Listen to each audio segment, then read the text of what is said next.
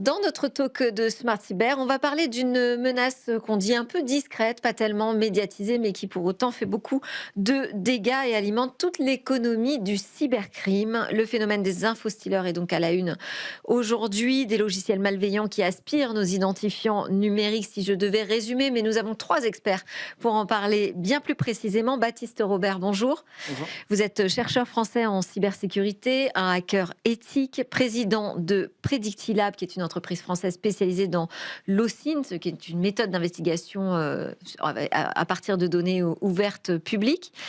Avec vous également sur ce plateau, Olivier Savornin, bonjour. Bonjour. Vous êtes vice-président de Cohesity pour la région IMIA, je travaille avec ces personnes dans votre entreprise, entreprise spécialisée dans la sécurité et la gestion des données. Et puis Manuel Bisset aussi avec nous, bonjour.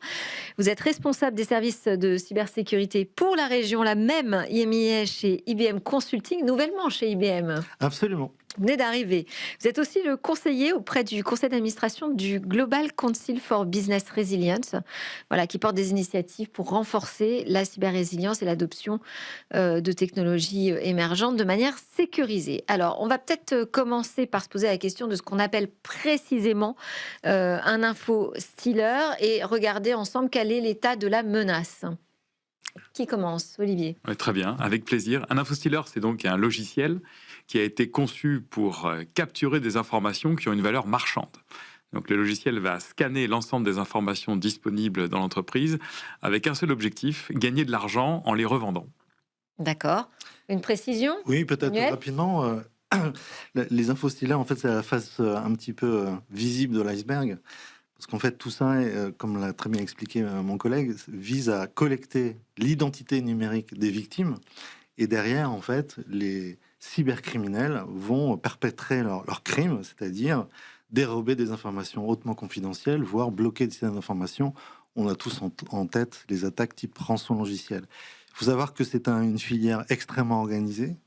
Alors, on Souvent va y très venir. sophistiquée. On va y venir. Restons déjà sur ce qu'on appelle précisément les infostealers, parce que quand on se dit, bon, bah, ça vole des informations, mais de quel type précisément? Vous nous dites des identifiants numériques? Pour rentrer un petit peu dans le détail, effectivement, un Ouais. infostealer, il va venir compromettre un ordinateur ou un téléphone.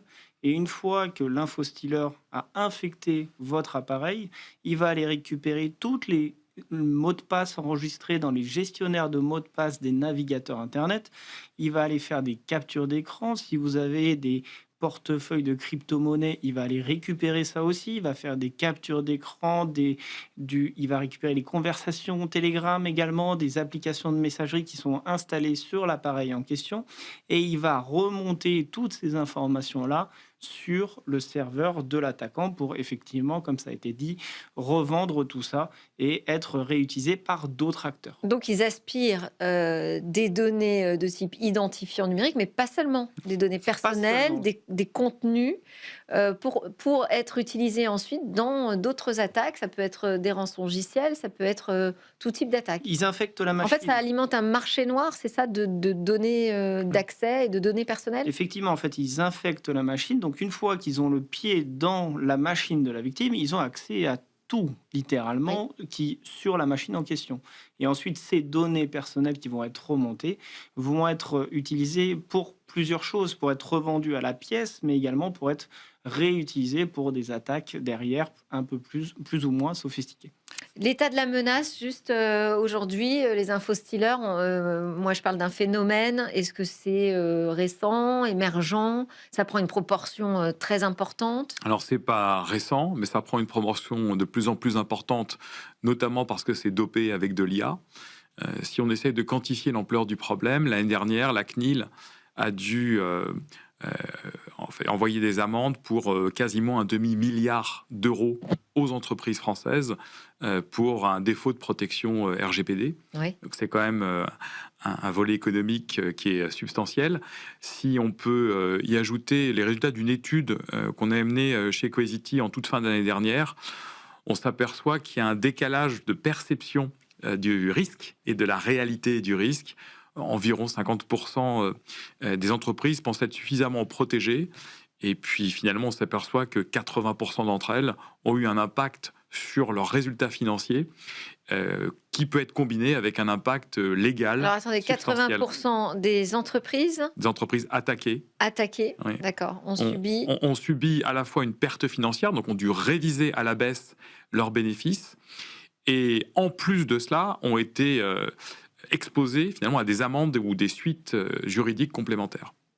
Peut-être un complément de réponse. Manuel, oui. On a un rapport en fait de Threat Intelligence qu'IBM publie pour 2026 qui montre qu'en fait ce phénomène d'infostealer touche probablement a infecté probablement plus de 2 milliards en fait de devices divers et variés, téléphones, ordinateurs. 70% des entreprises qui sont victimes d'une attaque rançon logiciel aujourd'hui sont en fait l'origine vient d'un infostealer, donc c'est quelque chose qui est absolument dramatique. Le coût moyen d'une attaque cyber aujourd'hui, là aussi c'est des études qui sont disponibles publiquement, c'est largement supérieur à 30 millions de dollars en moyenne, donc c'est considérable. C'est un marché ultra lucratif, mais je suis sûr qu'on va l'évoquer ensemble. Et on a commencé à évoquer justement, vous l'avez dit, hein, ça devient une menace industrielle. Vous avez parlé de l'intelligence artificielle. Ça y est, effectivement, c'est organisé aujourd'hui le marché des infostealers. Alors, il faut savoir que la cybercriminalité, chez Predictalab, c'est notre métier. On s'infiltre dans ces milieux-là pour comprendre cet écosystème-là et être au plus près des attaquants. Et comment ces gens-là fonctionnent, c'est plein de petits acteurs. Et c'est ça qui rend la lutte, en fait, contre ces acteurs-là compliquée. C'est plein de petits acteurs qui sont capables très rapidement de dupliquer ce qu'on appelle des familles d'infostealers et d'opérer de manière totalement autonome sur leurs propres victimes et d'aller faire du commerce, généralement via des chaînes Telegram.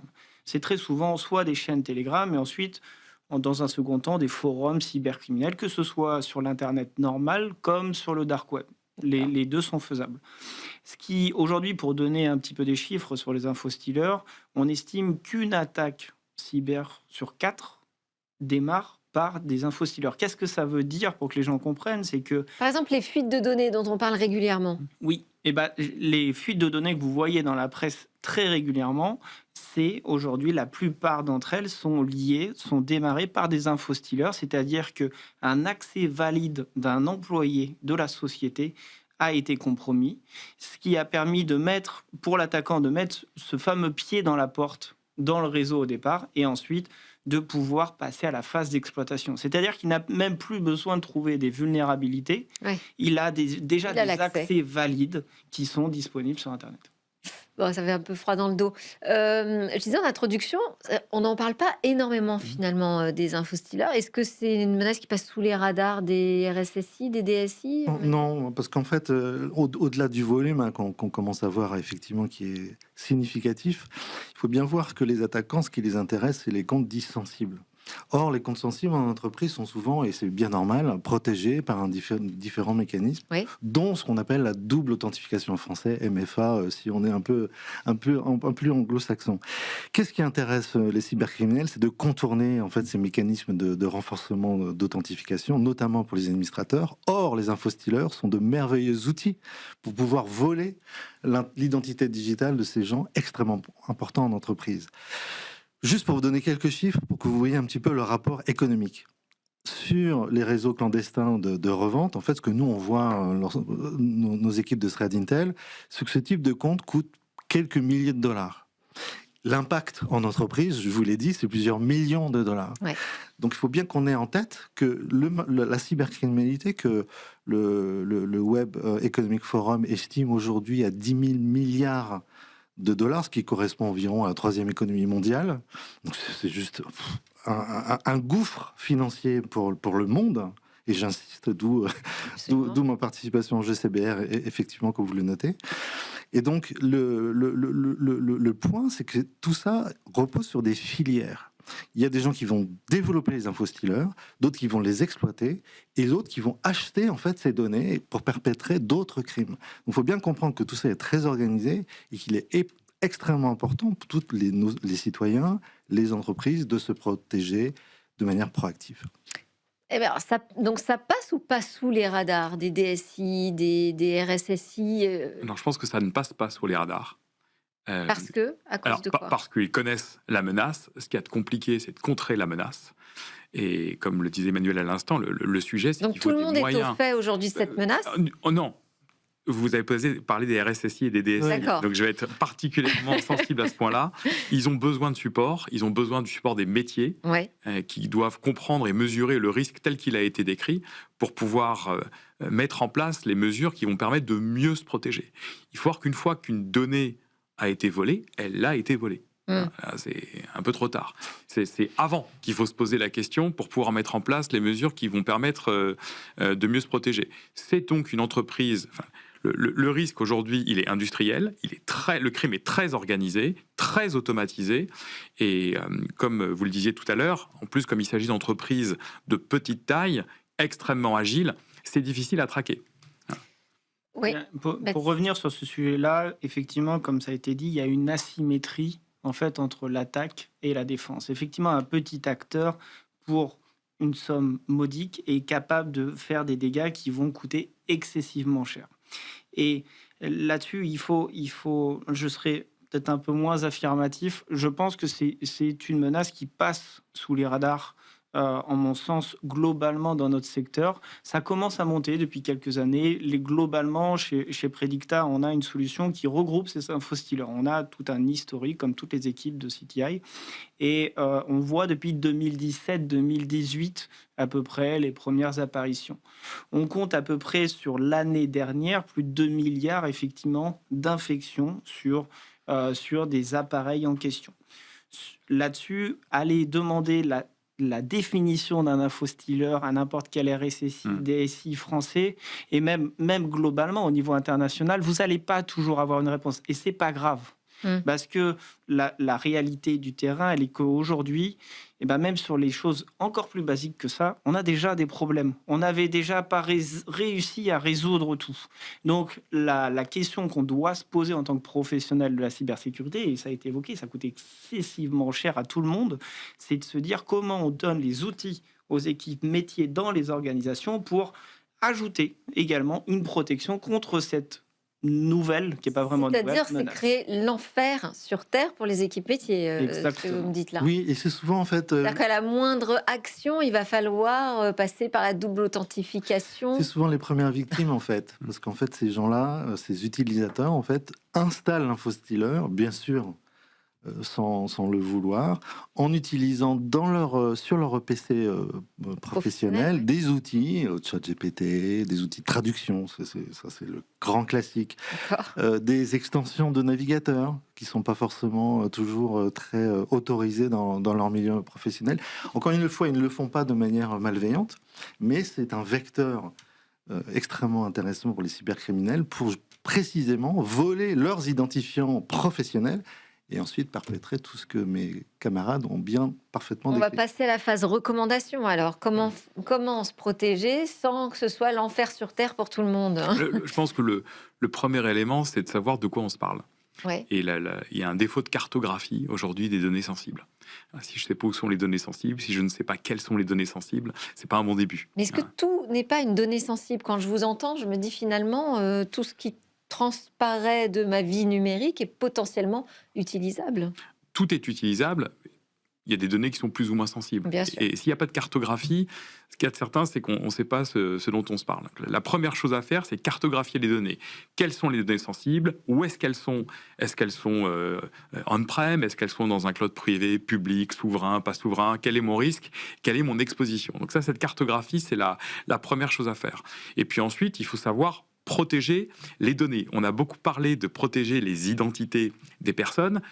On passe dans une ère où il faut protéger les identités des agents IA, tout autant que l'identité des personnes. Parce qu'il y a le rôle des agents IA est en train de croître de manière exponentielle, et donc il ne faut surtout pas oublier ces agents IA. Comment est-ce que je protège? Je protège en cryptant mes propres données. Si jamais elles fuitent, c'est peut-être moins grave, parce qu'il faut que l'attaquant puisse les décrypter avant de pouvoir en faire quoi que ce soit. Et puis, donc, il faut mettre à la fois les bonnes barrières à l'entrée, et puis pouvoir récupérer des systèmes d'information qui auraient pu être compromis, là aussi le plus rapidement possible. Mais j'insiste, une fois que la donnée est sortie, elle est sortie.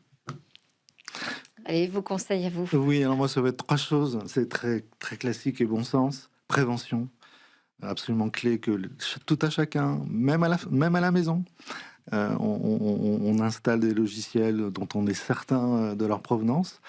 2, qu'on ait en tête qu'en fait, le monde, et ça a été très bien expliqué, de la cyber est en profonde mutation.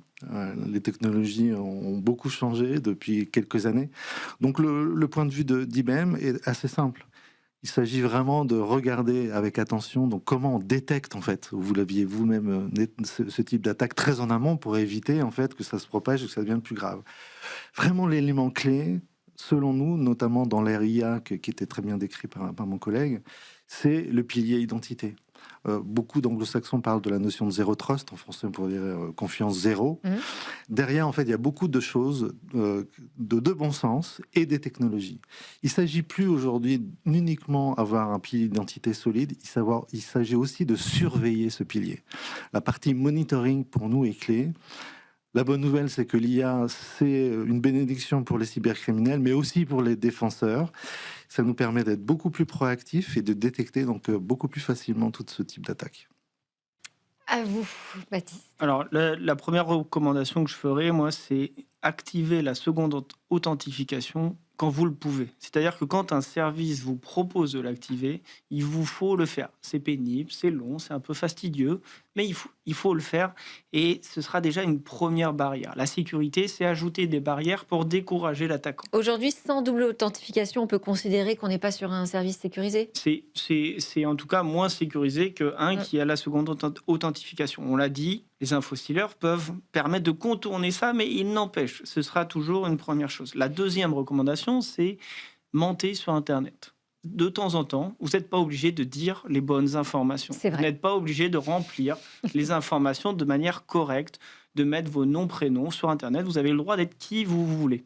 Et donc, vous pouvez vous créer des identités, ce qu'on appelle des légendes, avec des personnages cohérents que vous allez utiliser en fonction des différents usages. Et la troisième, c'est globalement, et vous l'avez très bien dit, faites preuve de bon sens, réfléchissez. Aujourd'hui, les appareils, votre tablette, votre téléphone, votre ordinateur, les interfaces sont faites pour ne pas réfléchir. Votre enfant de 2 ans, 3 ans, la petite nièce, elle est capable d'utiliser la tablette, pas parce qu'elle est très intelligente, parce que les interfaces sont faites pour ne pas réfléchir, pour jouer sur les biais cognitifs. Et c'est ça le sujet. C'est-à-dire qu'il faut, quand vous avez un pop-up, quand on vous demande quelque chose, quand vous remplissez quelque chose, prenez 3 secondes pour réfléchir et vous dire « Attends, est-ce que j'ai vraiment besoin de donner cette information ?» Résister au clic.